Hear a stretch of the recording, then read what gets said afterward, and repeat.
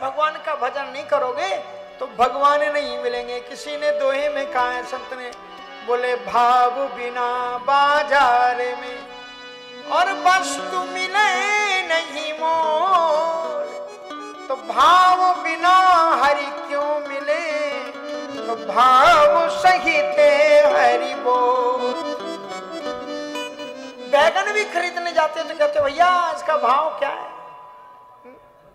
तोरैया का पूछते भैया इसका भाव क्या है, तो भाव बिना बाजार में वस्तु मिले नहीं मोल, तो भाव बिना हरि क्यों मिले।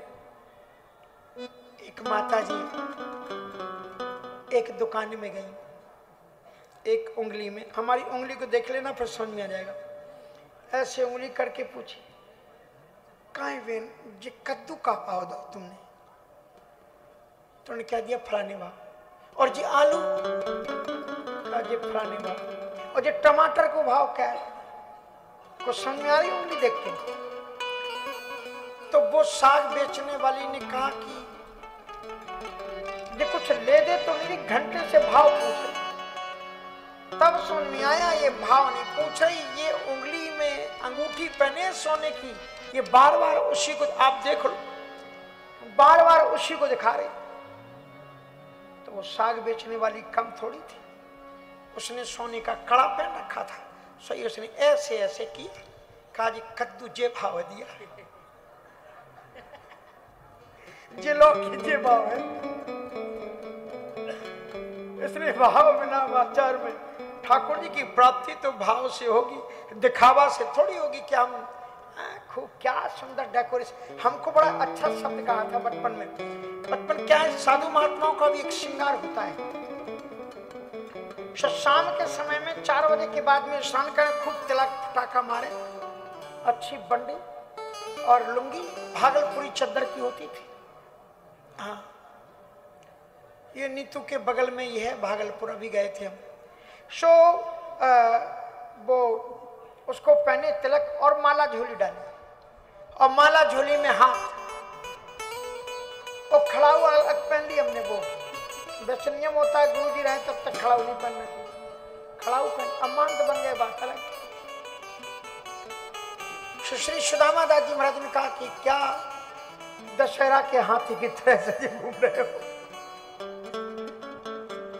हाँ,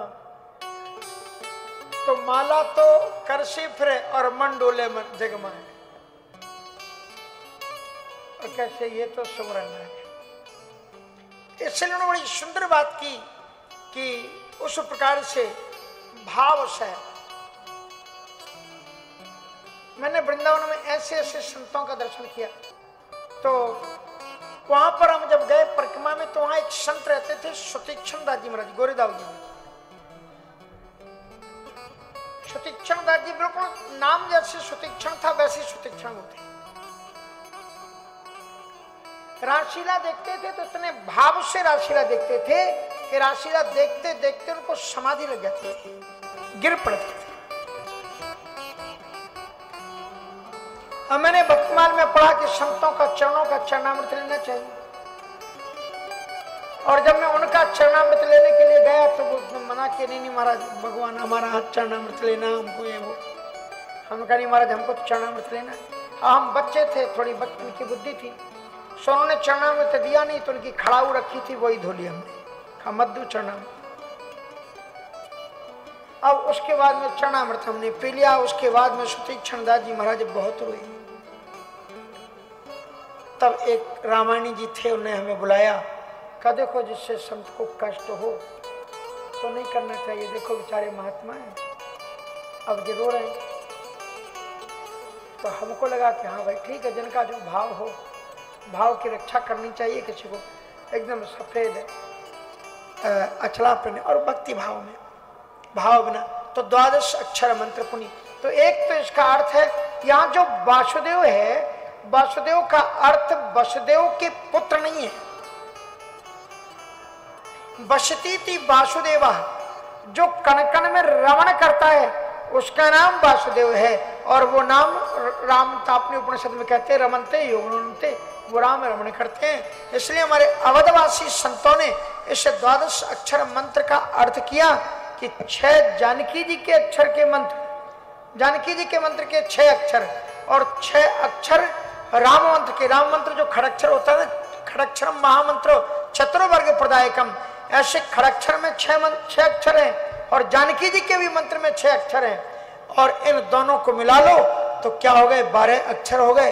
तो उन्होंने जुगल मंत्र का जाप किया। हमारे मिथिलावासी जुगल मंत्र का जाप करते हैं, इसलिए हमारे जो त्यागी होते हैं वो कंठी डालते हैं, लेकिन मिथिला तरफ के जो होते हैं उनकी जुगल उपासना होती है, उनकी कंठी जुगल होती है। महात्माओं का भी आभूषण होता है महाराज। एक जगह पर 2 महात्मा आपस में झगड़ रहे थे, आपस में एक कह रहे थे इसने मेरा हीरा ले लिया, तो कह रहा था इसने मेरा पारस ले लिया। अब किसी गुप्तचर ने सुन लिया तो राजा के पास खबर पहुंची, महाराज ये जो तो बाबा, बोले ये देखने में बाबा, ये बाबा ने इनके पास में बहुत माल है। बोले क्या माल है? बोले इनके पास में हीरा जवाहर, हीरा मोती जैसे, हीरा और पारस जैसी चीजें इनके पास। अब महाराज दोनों महात्मा को अरेस्ट कर लिया गया, राजा के सामने पेश किया। राजा ने कहा कि आपके पास में हीरा और पारस कहां से आया? तुम तो बाबा जी हो, हीरा पारस कहां से आया? बोले सतगुरुदेव के पास। बोले दिखाओ हीरा, तो गले में कंठी थी हीरा। बोले जे हीरा, बोले जय हीरा होता है। और बोले पारस। अब पारस धीरे धीरे परंपरा खत्म हो रही, तो महात्मा भी अभी तो जानेंगे लोग, 10-20 वर्ष पुराने वाले महात्मा, नए नए महात्माओं को पारस समझ में नहीं आएगा ये पारस क्या होता है। जब झरा भंडारा होता था तो झरे भंडारे के समय पर चूल्हे न्योत माने ठाकुर जी का भी न्योता होता था।